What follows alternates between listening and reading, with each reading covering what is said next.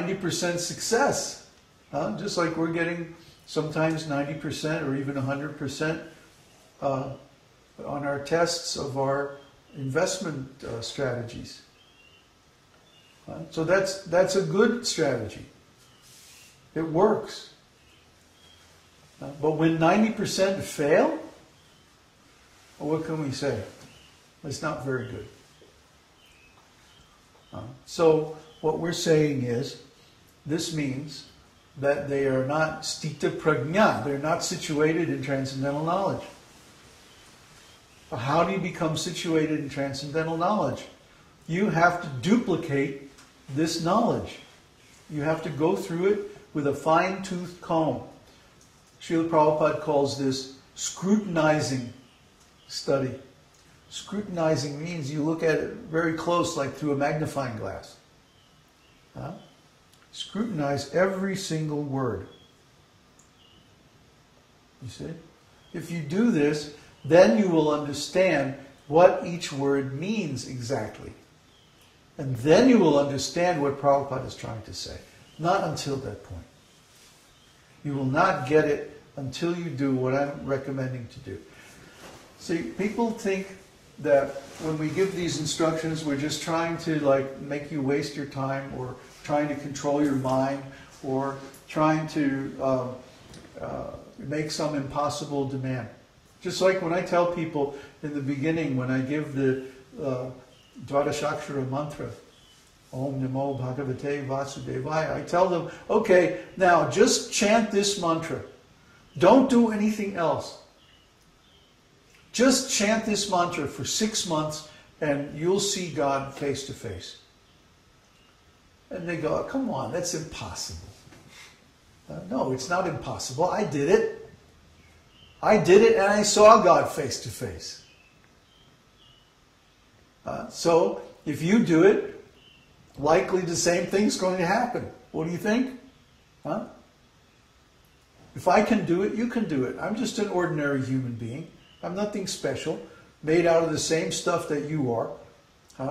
So if you follow the same process, you'll get the same result or a similar result. But people say, no, I can't do that. Why?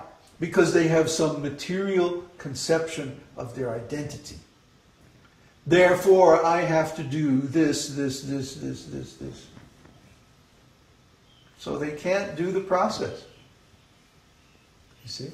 The first thing then is changing our concept of our identity. To, instead of, I am the enjoyer and the controller and the owner and the this and the that, to, I am the servant of Krishna. Now, if I'm the servant of Krishna, if that's who I am, and Krishna's representative tells me, now you should just chant Krishna's holy name, and you get to see Krishna because you're calling Krishna, Krishna will come. Now if you're Krishna's servant and Krishna's representative tells you to chant Krishna's name and call Krishna and he will come, then you say, oh, okay. No problem. So my students here are doing this every day and they're getting so much benefit. So if they're getting benefit, maybe they haven't gotten all the way yet to seeing Krishna face to face, but that's coming. They can feel it. They have more than faith, they have actual experience of getting the benefit from this process. I'm not asking anybody to believe. I'm asking you to try this. But trying it means you have to actually follow the directions. Not just put on the clothes and put on some beads and, like that. No, change your identity. Change your concept of who you are. That's the instruction here. If we don't follow that instruction, how can we expect to get the result? You see? People say, well, I chanted the mantra and nothing happened. Well, who are you? Oh, I'm Jim Jones, the son of John Jones and Mary Jones. No. That's why you're not getting the result. Because you're not Jim Jones, you're Krishna Das. Not only Krishna Das, Krishna Das Anudas. The servant of the servant of the servant of the servant of Krishna. And that's who we all are. So if we accept this and we make our plans, use our intelligence, use our mind, use our energy, use whatever facility, whatever energy, whatever resources we've got in Krishna's service, then we will get the result of Krishna's instructions because we're following Krishna's process. Right? Prabhupada says very clearly here, artificially, such sense desires cannot be stopped. And we see this. And the proof is, those who try artificially from some material, political platform to say, I am guru, I am devotee, I am advanced, blah, blah, blah, they fall down. That means they're trying artificially.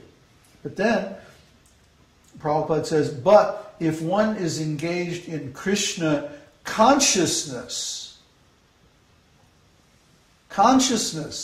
not Krishna thinking, not Krishna speculation, not Krishna rituals, not Krishna politics, not Krishna organizations, not Krishna religions, not Krishna money, not Krishna power, not Krishna speculation, Krishna consciousness. Look up the word consciousness, please. These guys never did that. They never looked up the word consciousness. So they assume that Krishna consciousness means being a member of some organization. And advanced Krishna consciousness means being a leader in an organization. No, they really think like that. And because they think like that, they fall down. Why? Prabhupada says right here, artificially such sense desires cannot be stopped. But if one is engaged in Krishna consciousness, please look up the word consciousness. Do me a favor. Huh? If you're watching this on video, stop the video, get the dictionary, look up the word consciousness. Then, automatically, sense desires subside without extraneous efforts. Extraneous, what does that mean? Extraneous. No. Oh. See? You don't know the meaning of the words. Extraneous means unnecessary, outside of whatever the subject is. The subject here is consciousness. Krishna consciousness. Then he says, if we are in Krishna consciousness, without extraneous efforts, extraneous meaning outside of Krishna consciousness, or unnecessary, additional, unneeded, the sense desires will subside. In other words, if you just fix your consciousness on Krishna, consciousness, not mind, not intelligence, not ego, not senses, not just wear the clothes, not just eat the food, not just belong to a certain group, but fix your consciousness on Krishna. Well, where is Krishna? He's within the soul, in the heart of the soul as Paramatma. So the first thing we have to do is fix our consciousness on our own consciousness. And then within that consciousness we will find Krishna. I'm speaking here from experience. First of all, fix your consciousness on consciousness. Because Krishna is spiritual. Krishna is not material. So first you have to get all material things out of your consciousness. Then you can fix your consciousness on Krishna. All this business of performing rituals and deity worship and all of this stuff using the material senses is just preliminary.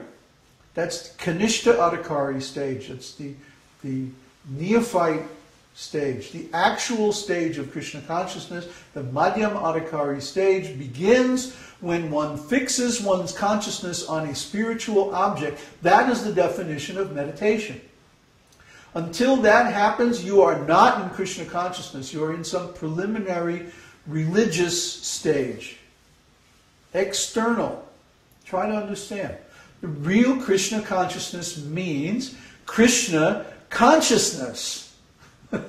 Consciousness. Not Krishna mind, not Krishna intelligence, not Krishna false ego. Krishna consciousness. You have to look up all these words and be well aware of the distinctions between them. Then you can understand the simplest thing, like Krishna consciousness.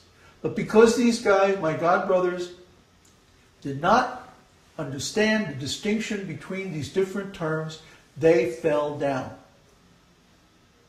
You will also fall down unless you understand these things properly. And the only way you're going to understand them properly is